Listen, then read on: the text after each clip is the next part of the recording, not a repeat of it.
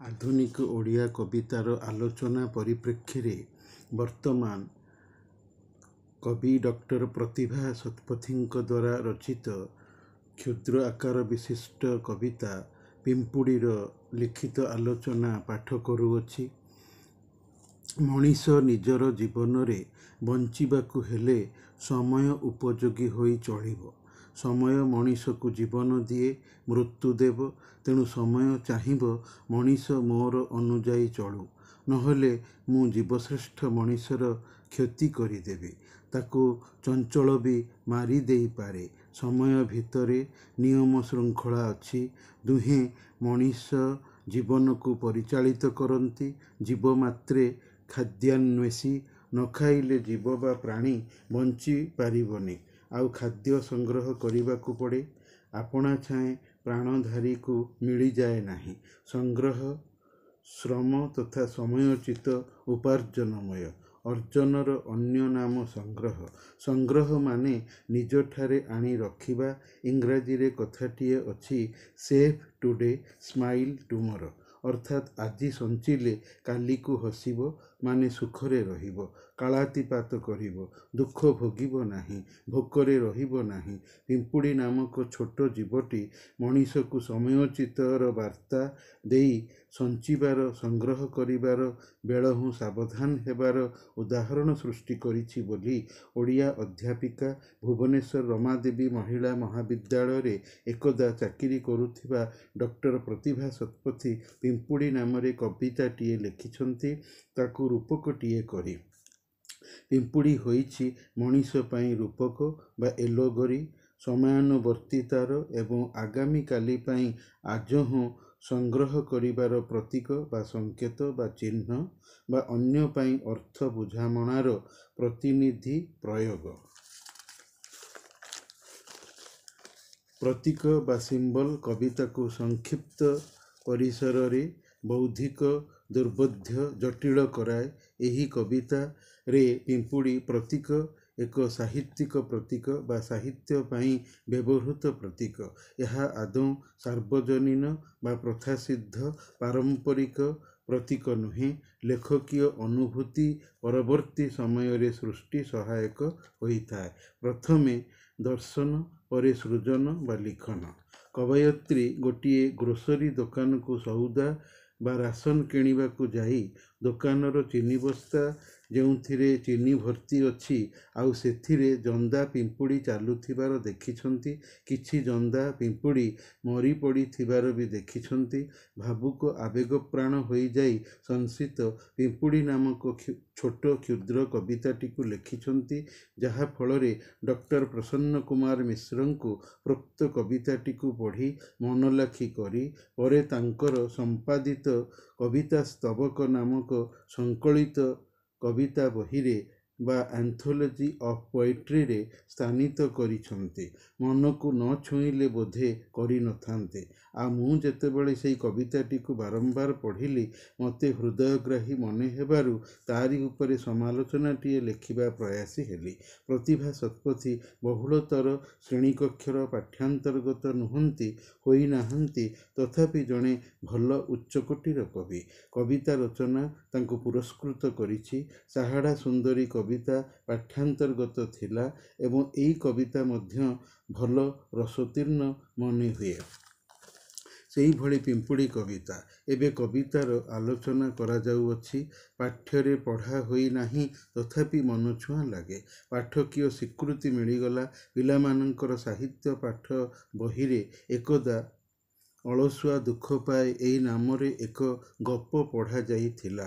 ମୋର ସାନ ଭଉଣୀ ରାଇରଙ୍ଗପୁରରେ ଥାଇ 1977 କିମ୍ବା 1978 ମସିହାରେ ତାର ଦ୍ୱିତୀୟ ଶ୍ରେଣୀର କ୍ଲାସରେ ଏଇଟିକୁ ପଢ଼ିଥିଲା। ମୁଁ ବି ପଢ଼ିଛି ତାଠୁ ବହିଟି ମାଗି, ହେଲେ ଶ୍ରେଣୀରେ ଥାଇ ନୁହେଁ। ସୁନା ସରିସିଆ ଖରା ସକାଳରେ ଝିଣ୍ଟିକାଟିଏ ଘାସ ଗଛ ଉପରେ ଆନନ୍ଦରେ ଖେଳୁଥିଲା। ପିମ୍ପୁଡ଼ିମାନେ ଧାଡ଼ି ବାନ୍ଧି ଆଗପଛ ଦଳ ଦଳ ହୋଇ ପାଟିରେ ଖାଦ୍ୟ ନେଇ ଯାଉଥିଲେ। ଝିଣ୍ଟିକା ଡାକି କହିଲା, ଆରେ ଆସ ମ, ଖରାରେ ଟିକେ ମୋ ସହିତ ଖେଳ। ପିମ୍ପୁଡ଼ି ଦଳ ସମୂହ ମନା କରି କହିଲେ, ତୁ ତୋର ଖେଳୁଥା, ଆମେ ଖେଳିପାରିବୁ ନାହିଁ। ବର୍ଷା ଆଗରେ ଅଛି, ବେଳହୁଁ ସାବଧାନ ହୋଇ ଆଜିଠୁ ଖାଦ୍ୟ ନ ସଞ୍ଚିଲେ, ସଂଗ୍ରହ ନ କଲେ ବର୍ଷା ଦିନେ ଖାଇବୁ କ'ଣ? ସତରେ ଯେବେ ବର୍ଷା ଋତୁ ଆସିଲା, ବର୍ଷାରେ ଓଦା ସରସର ହୋଇ ବିଚରା ଝିଣ୍ଟିକା ଭୋକରେ ବିକଳ ଆଉଟୁ ପାଉଟୁ ହୋଇ ପିମ୍ପୁଡ଼ିର ଦ୍ୱାରସ୍ଥ ହୋଇ ଖାଦ୍ୟ ମାଗନ୍ତେ ପିମ୍ପୁଡ଼ିମାନେ କହିଲେ, ଆମେ କହିଥିଲୁ ନା, ଆସ୍ ଆମ ସାଥିରେ ମିଶି କି ଖାଦ୍ୟ ସଂଗ୍ରହ କର, ବର୍ଷାରେ ଖାଇବୁ ଘରେ ବସି। ମାନି ନଥିଲୁ, ଏବେ ଫଳ ଭୋଗ। ଫୁଲା ଫାଙ୍କିଆ ଅଳସୁଆ ହୋଇ ଦୂରଦୃଷ୍ଟି ସମ୍ପନ୍ନ ନ ହେବାର ପରିଣାମ ଜାଣିଲୁ ଏବେ। ହଉ ଏଥରକ ଖାଦ୍ୟ ନେଇ ଖା, ଆଗକୁ ବେଖାତିରିଆ ଯେମିତି ନ ହଉ।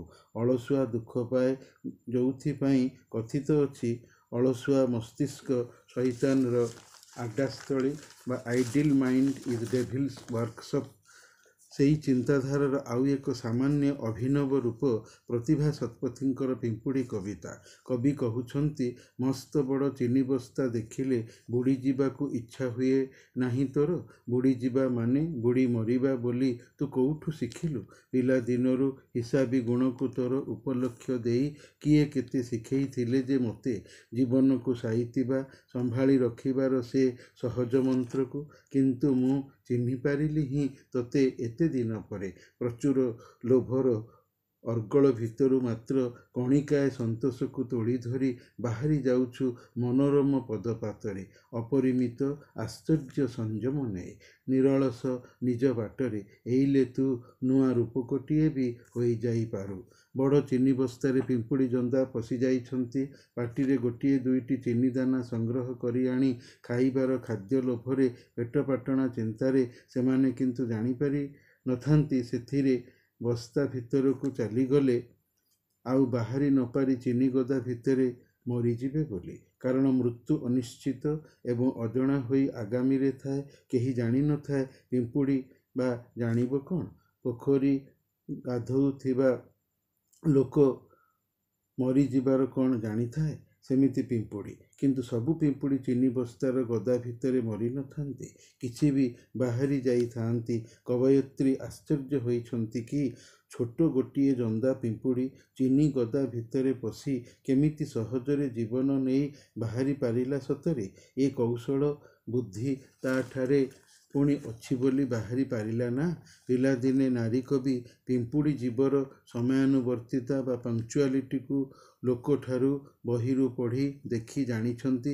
ପିମ୍ପୁଡ଼ି ଭାରି ହିସାବୀ, ସେ ଜାଣିପାରେ ବର୍ଷା ଦିନକୁ, ତାର ଆଗମନକୁ। ଯେହେତୁ ତାର ବୁଦ୍ଧି ଓ ନିହିତ ମନକୁ ବିହି ତାକୁ ଦେଇଛି, ସେ କଥା କହିପାରୁନି ବୋଲି, ମଣିଷ ଭାଷାରେ ବୋଲି ପାରୁନି। ସୁତରାଂ ମଣିଷ ତାର ଅଭିସନ୍ଧିକୁ, ଉଦ୍ଦେଶ୍ୟକୁ ଦେଖିକି, ଆଚରଣ କାର୍ଯ୍ୟକାରିତାକୁ ଦେଖିକି ଜାଣିବ, ହେଲେ କଥାରୁ ନୁହେଁ।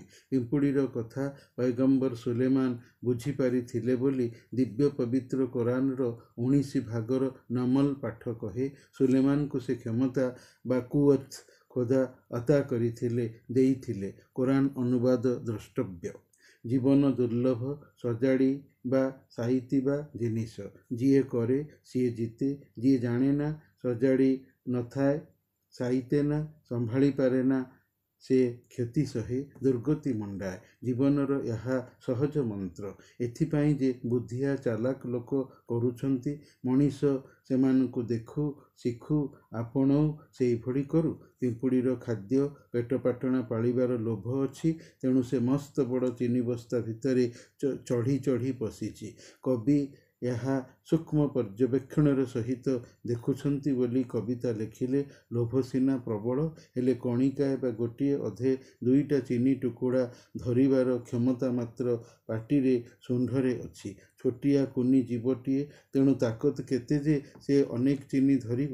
ତଥାପି ସେ ନ ମରି ଆରାମରେ ବସ୍ତା ଭିତରୁ ସୁରୁଖୁରୁରେ ନିର୍ବିଘ୍ନରେ ବାହାରି ଆସୁଥିବାର ଦୃଶ୍ୟ କବୟିତ୍ରୀ ଦେଖୁଥିବାରୁ ପିମ୍ପୁଡ଼ିକୁ ଯଥେଷ୍ଟ କୌଶଳିଆ, ଚଲାଖ, କର୍ମଠ ବା ନିରଳସ ବା ଆଳସ୍ୟ ନଥିବା ଥାଇ ନିଜ ବାଟରେ ଫେରି ଚାଲି ଯାଉଛି। ସେଥିପାଇଁ ପିମ୍ପୁଡ଼ି ରୂପକ ହୋଇ ମଣିଷକୁ ବି ଚଲାଖ, ଚତୁର, କର୍ମଠ, ଆଳସ୍ୟ ତ୍ୟାଗୀ, ଶ୍ରମିକ, ଶ୍ରମଜୀବୀ ହେବାର ଅସ୍ଫୁଟ ପରାମର୍ଶ ଦେଉଅଛି। ବାସ୍ତବିକ କବିତାର ପରିବେଷଣ ଭଙ୍ଗୀ ପାଠକ ହୃଦୟରେ ଚିନ୍ତା ଉତ୍କଣ୍ଠା ଜାତ କରାଇ ନୈତିକ ଦିଗକୁ ପ୍ରରୋଚିତ କରାଏ। ନମୁନା ସର୍ଜେ ଆରାମ ହାରାମ ହାୟର ଶିକ୍ଷା ଦିଏ, ଯାହାକି ନେହୁରୁ ଏକଦା କହିଥିଲେ।